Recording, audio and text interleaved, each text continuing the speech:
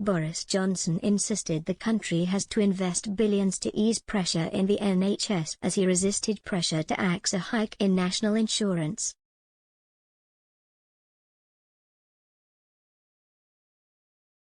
The Prime Minister said the coronavirus pandemic had put the health service under terrible strain and more money must be raised to help clear waiting lists.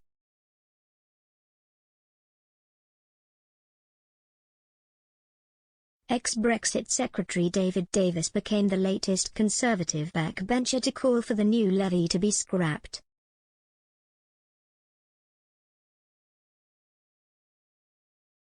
The 1.25% tax rise comes into force in April, the same month energy costs will rocket and inflation is expected to near 7%.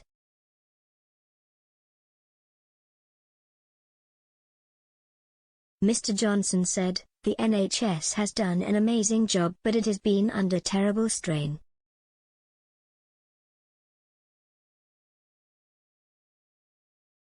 Listen to what I'm saying, we've got to put that money in. We've got to make that investment in our NHS.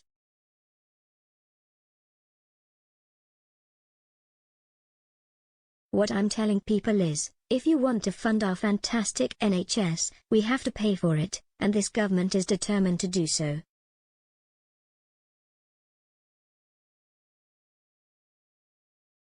The Prime Minister refused to say the increase would definitely go ahead in the spring, but Number 10 later insisted he was committed to the timetable for the rise.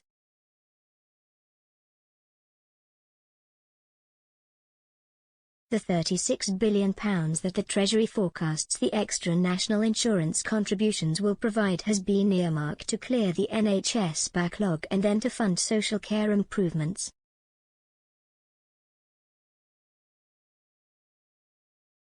Senior ministers are reportedly keen to delay the rise they previously approved, but Number 10 insisted the cabinet stands behind that decision.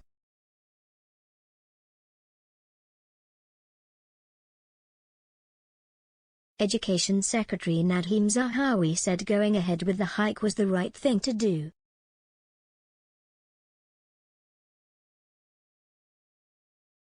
The £36 billion is necessary because successive governments, of every colour, have not dealt with this, he said.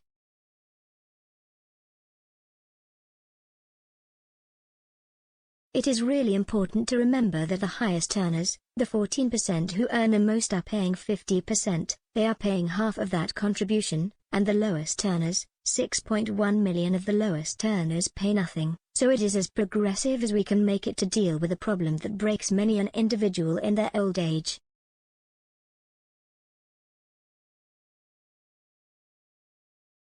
So it is really important to just focus on why we are doing this, why I think it is the right thing to do, because it will finally create a system of adult social care that is sustainable and deliverable without breaking families.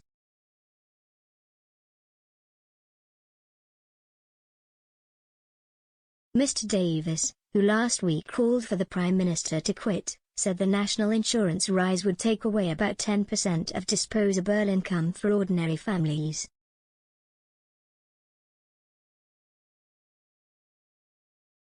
He added it creates a disincentive to work, for overtime and promotion.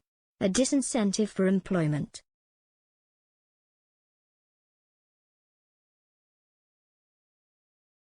The former cabinet minister said the levy probably would not raise anything like the £12 billion a year forecast and could even have a negative effect because it slows the growth of the economy.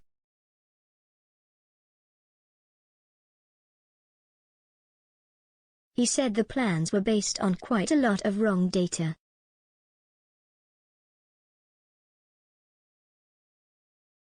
They didn't know at the time that by April we would have the highest inflation for 30 years, he said.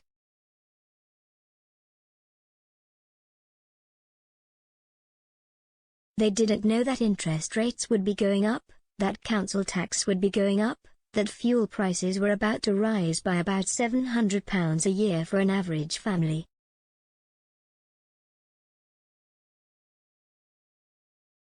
Therefore, they didn't know quite what pressure there would be on ordinary people.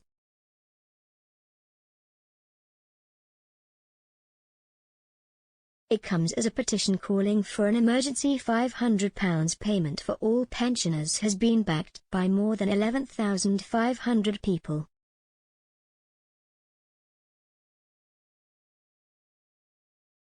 Campaigners warned millions of senior citizens will struggle to cope with soaring bills while on their fixed incomes.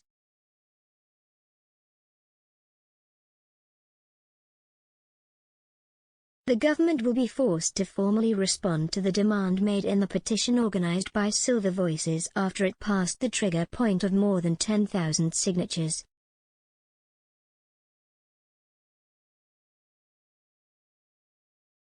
Director Dennis Reed insisted that extra help being considered by ministers to help the poorest cope with the steep rise in energy bills will not go far enough.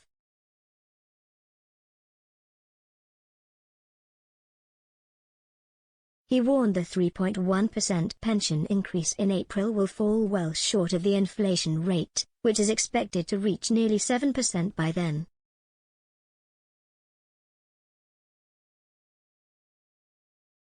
Mr. Reed, we trust the government will take note of the main principle behind our petition, namely that any extra cost of living support, limited to those on benefits, ignores those millions of older people who survive on their state pension as their main source of income, supplemented by limited savings and perhaps a small private pension.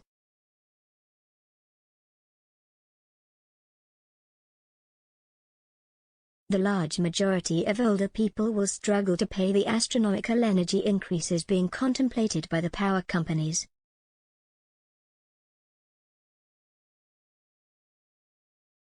We are generally living on fixed incomes, which cannot cope with an inflationary spiral.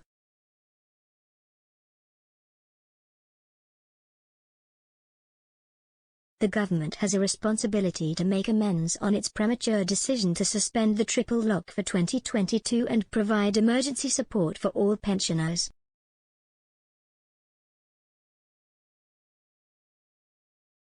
A government spokesman said, "We want pensioners to receive all the support to which they are entitled. Our winter fuel payments are supporting over 11 million pensioners with their energy bills, and we are continuing to encourage those eligible for pension credit, and the wide range of other benefits it can provide, to make a claim."